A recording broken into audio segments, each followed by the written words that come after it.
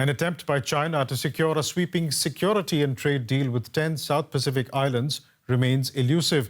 Chinese Foreign Minister Wang Yi was hoping to sign such a pact during a stop in Fiji, part of his diplomatic tour of the region.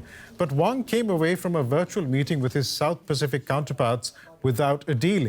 He urged them not to be too anxious about his country's aims in the region and promised to clear the air. After the meeting, China will release its own position paper on our own positions, propositions and cooperation proposals with Pacific Island countries. And going forward, we will continue to have ongoing and in-depth discussions and consultations to shape more consensus on cooperation.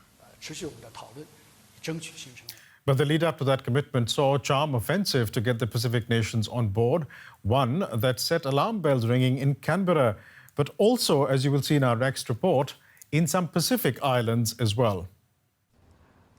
A whistle-stop charm offensive by China's Foreign Minister Wang Yi. He's spending 10 days island-hopping in the Pacific, seeking to deepen Beijing's regional clout. At the centre of the tour, a proposed cooperation pact with 10 Pacific Island nations. China's calling it a common development vision, but a draft of the plan shows its ambitions go much further. Beijing will become more involved in regional security, training police officers and expanding its cybersecurity reach. It would also gain greater access to natural resources and sensitive marine mapping. In return, Beijing's dangling the carrot of a free trade deal, along with access to China's lucrative market. It's also offering financial assistance, including humanitarian and pandemic relief.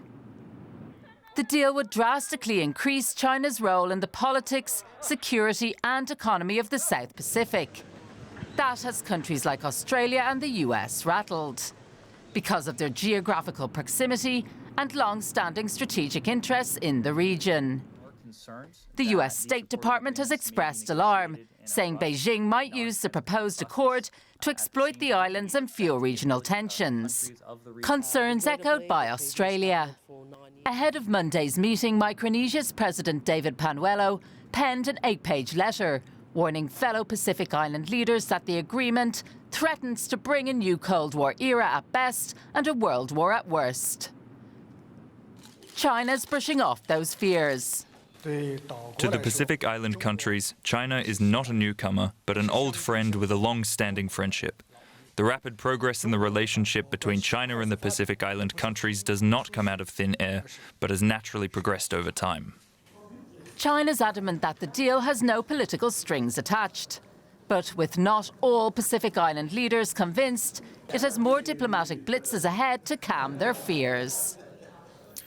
And joining me now for more is Rory Metcalfe. He is head of the National Security College at the Australian National University in Canberra. Rory, China hasn't been able to sign off on its security and economic deal with the 10 Pacific Island states as it wanted to. Why do you think that is?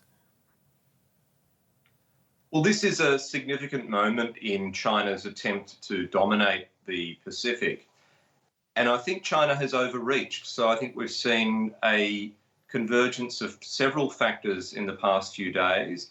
The overreach, the hubris, if you like, of China and Foreign Minister Wang Yi, the attempt to wrap many countries into a many-dimensional agreement, security, economics, culture, development, fisheries, etc. And of course there was going to be opposition. So I think what's happening now is that there's a divisiveness that China is bringing to the region, and the cracks, the divisions are beginning to show because the small island countries cannot reach consensus on doing a deal with China. Therefore, the deal has been put on the shelf. But the other piece of the puzzle, I think, is the way that the new Australian government has been showing real leadership and real engagement with the Pacific Island countries, not telling them to refuse or ignore China, but to remind them that the choices that they are making about their development are for the long term and that they had better read the fine print of any deal. And in addition, the new Australian government, a Labor government, has a much more progressive foreign policy than the last one, and therefore is telling Pacific Island countries what they need to hear from Australia on climate change, which is obviously an existential issue for them. So it is an important week. I'd like to get back to the Pacific Island states, and there does appear to be somewhat an appetite for cooperation with Beijing, doesn't there? I mean, we have the smaller arrangement, a security arrangement with the Solomon Islands, a bilateral agreement with Samoa. So there is some sort of an appetite, isn't there, for cooperation with Beijing? Oh, look, no question. I mean, these are countries with enormous development needs. It's understandable that any country offering the loans or the infrastructure or the technology to help them fill that gap is going to receive an audience. And so China is part of the solution for the Pacific, but it's not the whole solution. And so what we're also seeing is division come to the surface within countries like Solomon Islands, for example, where part of the community wants closer ties to Taiwan, part wants closer ties to Beijing, part is worried about the impact of Chinese power, and many in that community still want Australia engaged. So it's going to be a really multicoloured tapestry, if you like, of foreign assistance to the Pacific. The main concern, I think, from an Australian perspective is that no one country dominates and it does not use development as an excuse for a strategic footprint for security dominance.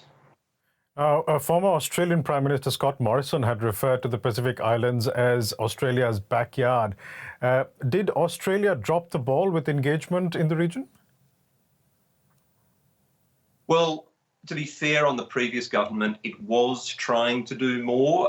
It had a policy called the Pacific Step Up, where it was increasing development assistance, it was increasing security assistance and so forth.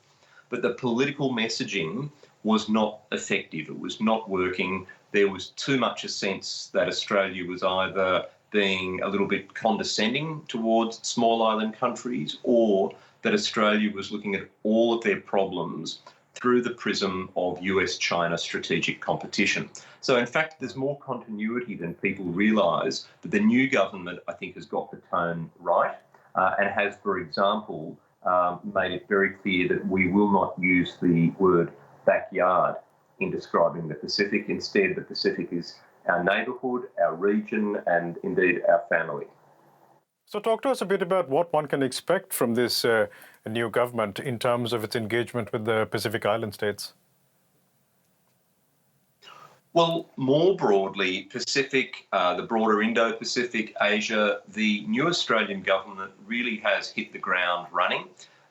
We've had a big increase in Australia's national security capability and outlook over the past 5 years or so. So the new government inherits quite a healthy national security effort in Australia, but it will now be much more engaged diplomatic, much more emphasis on listening, on multilateralism, on broadening the range of countries we're building ties with, not only in the Pacific but also Southeast Asia.